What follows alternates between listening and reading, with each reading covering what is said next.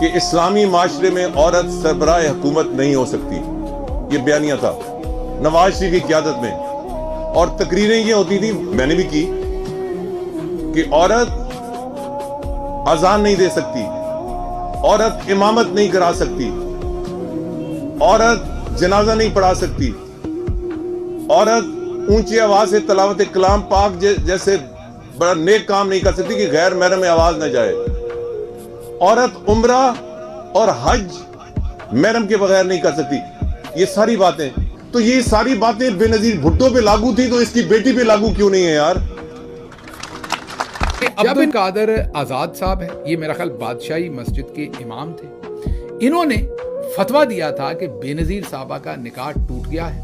آج ان کے میرا خیال بیٹے، اگر میں غلط نہیں تو امام ہے وہاں پر بادشاہی مسجد میں.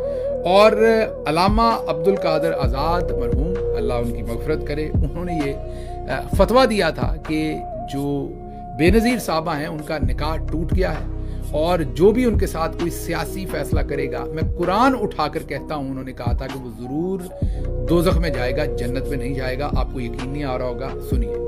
بے نظیر صاحبہ اسلام سے خارج ہو گئی ہیں، ان کا نکاح ٹوٹ گیا ہے.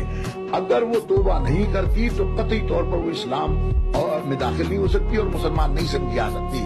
اب جو شخص ان کو مسلمان سمجھ کر ان سے سیاسی، سماجی، ادبی، انتخابی تعاون کرے گا، وہ اسلام سے خارج ہے. میں قرآن سر پر اٹھا کر کہتا ہوں کہ وہ جنت میں نہیں جائے گا. سن لیا آپ نے. اب یہ وہ کب کہہ رہے تھے؟ جب اس وقت کے ملٹری جنرلز ہر صورت بے نظیر کو روکنا چاہتے تھے. یہ میں نہیں کہہ رہا، اس وقت کے D G I S I جو درانی صاحب تھے، انہوں نے affidavit, Asad Durrani lieutenant general retired, اس وقت کے D G I S I, لکھ کر ایفیڈیوٹ دے چکے ہیں اصغر خان کیس کے اندر سپریم کورٹ میں کہ میں نے پیسے بانٹے تھے، ہم نے آئی جے آئی بنائی تھی.